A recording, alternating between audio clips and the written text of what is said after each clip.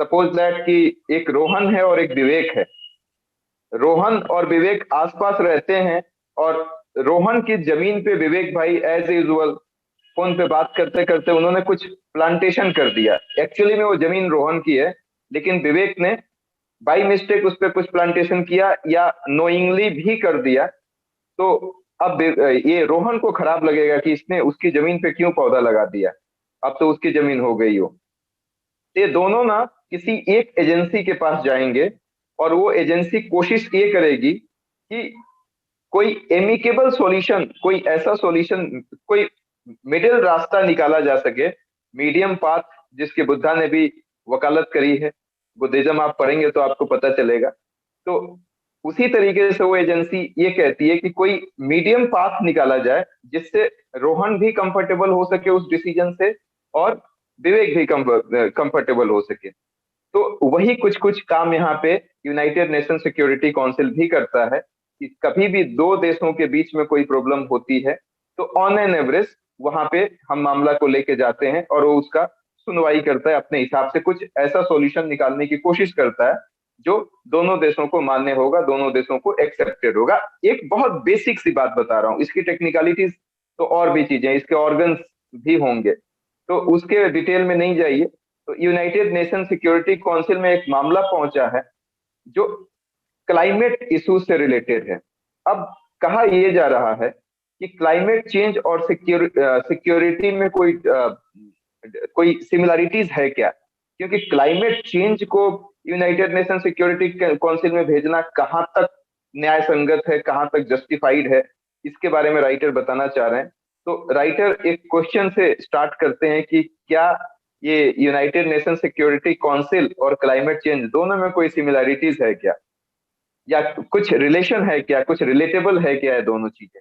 बिल्कुल रिलेटेबल है। रिलेटेबल कैसे है? सिक्योरिटी की बात देखिए, सिक्योरिटी की यदि हम बात करें, क्लाइमेट चेंज और सिक्योरिटी किस तरीके से इंटर रिलेटेड है, तो मैं आपको बताऊं कि क्लाइमेट चेंज होने की वजह से बहुत बार फूड सिक्योरिटी और इनसिक्योरिटी हो जाती है। फॉर एग्जाम्पल, यदि फ्लड आ गया, यदि ड्रॉट आ गया, तो आपकी फसल खराब हो जाती है।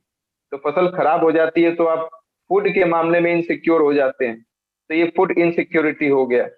तो फूड को लेके जो सिक्योरिटी है, वो तो सिक्योरिटी का मतलब तो हर तरीके की सिक्योरिटी की बात हो रही है।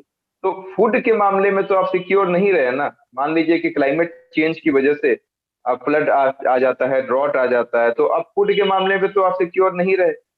जो फसल आपको यूजुअली मिलती थी, जो सरप्लस मिलता था, वो नहीं मिल रहा है। दूसरी चीज देखते हैं कि जो कोस्टल एरियाज में लोग रहते हैं, कभी कभी कुछ नेचुरल कैलेमिटीज होती है तो उनको माइग्रेट करना पड़ता है, और वो माइग्रेट करके एक जगह से दूसरी जगह जाते हैं।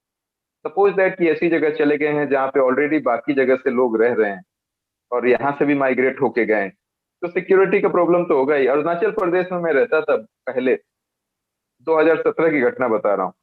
तो उस समय ये चकमा और हेजोंग ट्राइब पे ना बहुत बहुत जबरदस्त इशू हुआ था।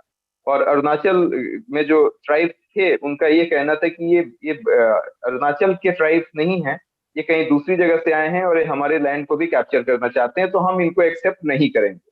तो अब देखिए क्या मैं समझाने की कोशिश कर रहा हूँ कि माइग्रेशन जब होता है ना, एक जगह से लोग दूसरी जगह जाते हैं, तो वहां के लोग हो सकता है कि उनको एक्सेप्ट नहीं करें, और कहीं ना कहीं कॉन्फ्लिक्ट होता है, कहीं ना कहीं सिक्योरिटी पे प्रॉब्लम होता है। तो एक तो ये माइग्रेशन के तहत भी आप समझ सकते हैं कि सिक्योरिटी पे खतरा आता है। फूड सिक्योरिटी मैंने आपको बता दिया है। क्लाइमेट चेंज से इन्वायरमेंटल सिक्योरिटी को भी नुकसान पहुंचता है। इन्वायरमेंट जो सिक्योर होता है वो भी नहीं हो पाएगा। तो कहने का मतलब कि यूनाइटेड नेशन सिक्योरिटी काउंसिल बहुत हद तक क्लाइमेट चेंज से भी रिलेटेबल है। क्लाइमेट चेंज की वजह से भी सिक्योरिटी थ्रेट हो सकता है, चाहे वो फूड के मामले में हो, चाहे वो माइग्रेशन के मामले में हो, चाहे इन्वायरमेंट के मामले में। तो अब ये मामला पहुंच गया है यूनाइटेड नेशन सिक्योरिटी काउंसिल। यहीं पे पूरा का पूरा डिस्कशन राइटर का स्टार्ट होता है कि ये पहुंचा है जो मामला कि ये यूनाइटेड नेशन सिक्योरिटी काउंसिल में। तो राइटर ये कहते हैं कि इसके लिए तो एक ऑलरेडी स्पेशलाइज्ड एजेंसीज है, उसका नाम है UNFCCC, United nation framework convention on climate change. तो UNFCCC एक स्पेशलाइज्ड एजेंसी है जो क्लाइमेट चेंज को डील करती है। और आपकी जानकारी के लिए बता दूं कि 190 कंट्रीज इसके मेंबर हैं। और इसी की वजह से क्योटो प्रोटोकॉल आया 1997 में, इसी की वजह से पेरिस एग्रीमेंट आया 2015 में, इसी की वजह से COP26 खत्म किया है, कॉन्फ्रेंस ऑफ पार्टीज। अभी 26 आपको बताया था मैं, 26 कॉन्फ्रेंस हो चुका है।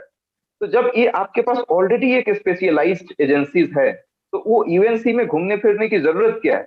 यहीं से डिस्कशन स्टार्ट होता है कि जब ये क्लाइमेट के चीजों को, सारा क्लाइमेट की चीजों को ये डील कर रहा है UNFCCC, तो फिर आप यूएनएससी में क्यों लेके जा रहे हैं? यही पे आर्टिकल, मतलब ये सिक्योरिटी काउंसिल में जाने की क्या जरूरत है इसकी बात कर रहा है। अब राइटर इसमें कुछ आर्गुमेंट दिए हैं। पहला इन्होंने ये दिया है कि जो सिक्योरिटी काउंसिल है ना, इसका प्राइमरी ऑब्जेक्टिव है maintenance of international climate and security, maintenance of, sorry, maintenance of internal peace and security, maintenance of international peace and security. अब देखो, मेंटेनेंस ऑफ इंटरनेशनल पीस इतना तो समझ में आ रहा है, एंड सिक्योरिटी, तो सिक्योरिटी आ गया ना। सिक्योरिटी जब आ गया तो क्या ही जाता है, उसमें जाना चाहिए, यूनाइटेड नेशन सिक्योरिटी काउंसिल में चला जाना चाहिए, क्योंकि इसका ऑब्जेक्टिव, ये प्रिंसिपल ऑब्जेक्टिव मैंने आपको बताया कि maintenance of international peace and security. लेकिन राइटर को इस बात से प्रॉब्लम है। एक क्वेश्चन आपके दिमाग में ये भी आ रहा होगा कि UNSC में चला जाए मैटर या UNFCCC में चला जाए, इससे क्या फर्क पड़ता है? कोई भी कोई भी इस चीज को डील कर सकता है, इसे क्या करना है? दोनों में से किसी एक। ये फर्क पड़ता है, ये मैं बताऊंगा आपको, लेकिन इससे पहले आपको कुछ बता दें कि इंडिया ने इसमें वोटिंग नहीं किया है। हालांकि इंडिया नॉन परमानेंट मेंबर है, हमेशा ध्यान में रखिएगा। Permanent member United nation security council में मात्र 5 कंट्री है, UK, USA, चाइना, रसिया और फ्रांस। मतलब इनके पास ही सिर्फ वीटो पावर है। वीटो पावर समझते हैं ना? वीटो पावर का मतलब होता है कि आप खुद तैयार होके अब कहीं घूमने जा रहे हैं और आपकी मम्मी ने मना कर दिया कि मत जाओ, बस हो गया, खत्म वीटो पावर, उन्होंने अपना यूज किया वीटो पावर। तो वीटो पावर इन 5 कंट्री के पास है। वीटो पावर का मतलब क्या हुआ कि यदि किसी एक कंट्री ने भी मना कर दिया कि ये चीज पे, इस पे हम एग्री नहीं है, तो वो चीज खत्म हो जाएगा वहीं पे। जैसे ये वाला जो अभी जो मामला पहुंचा है क्लाइमेट चेंज का यूनाइटेड नेशन सिक्योरिटी काउंसिल में, इस पे रसिया ने अपने वीटो पावर का यूज किया है। चाइना बेचारा कुछ समझ नहीं पा रहा था तो उसने एब्सटेंड कर लिया अपने आप को, मतलब पार्टिसिपेट ही नहीं किया वोटिंग में। इंडिया वोटिंग किया, इंडिया ने वोटिंग अगेंस्ट में किया। हालांकि इंडिया के वोटिंग करने से कुछ फर्क नहीं पड़ता है, लेकिन नॉन परमानेंट मेंबर है तो फर्क पड़ता है। बट वीटो पावर नहीं है इंडिया के पास, रसिया के पास वीटो पावर है। रसिया ने अपने वीटो पावर को यूज करके और इसको कैंसिल कर दिया कि नहीं, ये क्लाइमेट चेंज का मामला UNSC में नहीं पहुंचना चाहिए। परमानेंट मेंबर में से कोई भी एक अपने वीटो पावर का यूज कर ले तो खत्म हो जाती है बात, पांचों में से कोई एक कंट्री। तो अब मैं आपसे ये पूछ रहा था कि इन दोनों में से कोई कोई भी कर ले भाई, UNFCCC कर ले या UNSC कर ले, उसे क्या फर्क पड़ता है? अब मैं बताता हूँ फर्क पड़ता है। फर्क क्यों पड़ता है? देखो, यदि क्लाइमेट चेंज से रिलेटेड मसला आएगा और उसमें से यदि पांचों में से किसी एक कंट्री ने अपना वीटो पावर यूज कर लिया, तो फिर खत्म बाजार है। फिर तो खत्म हो जाएगा ना वो मैटर। UNFCCC में नहीं है, UNFCCC में ये सुविधा नहीं है कि कोई एक कंट्री भी मना कर दिया तो खत्म हो जाएगा। लेकिन यहाँ पे तो ये अपनी सारा पावर इनके हाथ में आ जाएगा। ये 5 जो कंट्री हैं, चाइना, रसिया, UK, USA और फ्रांस, ये इन्होंने मना कर दिया है यदि कि नहीं ये मैटर आना ही नहीं चाहिए, तो नहीं आएगा वो। मतलब इनके पास वीटो पावर है, कंप्लीटली पूरा का पूरा पावर इनके पास है। तो इसलिए ये मामला यदि इसमें नहीं जाए, और दूसरी चीज ये भी बोला है कि ठीक है, UNFCCC जो है वो थोड़ा टाइम लगाता है, उसमें सॉल्यूशन निकलने में थोड़ा टाइम लगता है। लेकिन इसका मतलब ये नहीं है कि यदि टाइम लगता है तो आप सॉल्यूशन आउटसोर्स कर लें UNSC के थ्रू। तो राइटर कहीं ना कहीं ये कह रहे हैं कि हम UNFCCC जो एक स्पेशलाइज्ड एजेंसीज हैं, जो क्योटो प्रोटोकॉल लेके आई, पेरिस एग्रीमेंट लेके आई, COP26 लेके आई, उसके थ्रू हम ये क्लाइमेट चेंज को डील करें तो ज्यादा अच्छा होगा। इनके थ्रू डील करेंगे तो वही कंसंट्रेशन ऑफ पावर की बात हो जाएगी, वही 5 कंट्री के पास पावर होगा, उनको जो मन करेगा वो करेंगे, जिसको जो मन करेगा वो नहीं करेंगे। तो ये बात है। और एक एग्जाम्पल भी दिया है उसमें, TS त्रिमूर्ति करके एक परमानेंट मेंबर है शायद यूनाइटेड नेशन में, इंडिया की तरफ से। उन्होंने एक बात साफ साफ कही है कि सबसे ज्यादा पॉल्यूशन डेवलप कंट्री करते हैं, सबसे ज्यादा डेवलप्ड कंट्री। और डेवलप कंट्री जो प्रॉमिस करते हैं वो उसको, वो कहते हैं ना, वादा किया तो निभाना, वो वादा निभाते नहीं है। वादे वादे इनके टूट जाते। इन्होंने एक वादा किया था कि 100 बिलियन डॉलर हम हर साल डेवलपिंग कंट्रीज को देंगे टेक्नोलॉजी के लिए, और एज ए कंपनसेशन, क्योंकि हम सबसे ज्यादा इमिशन करते हैं। ये वादा वादा ही रह गया, अभी तक नहीं किया। टीएस त्रिमूर्ति कह रहे हैं चीज कि जो डेवलप कंट्री है उन्होंने प्रॉमिस करा था डेवलपिंग कंट्री से कि हर हर साल हम 100 बिलियन डॉलर देंगे और टेक्नोलॉजी भी देंगे आप लोगों को, ताकि आप लोग भी जल्दी जल्दी अपना डेवलपमेंट कर सकें। और हम लोग इतना डेवलप हो गए हैं, हमसे सबसे ज्यादा इमिशन हुआ हुआ है, तो एज ए कंपनसेशन ये देंगे, लेकिन नहीं दिया।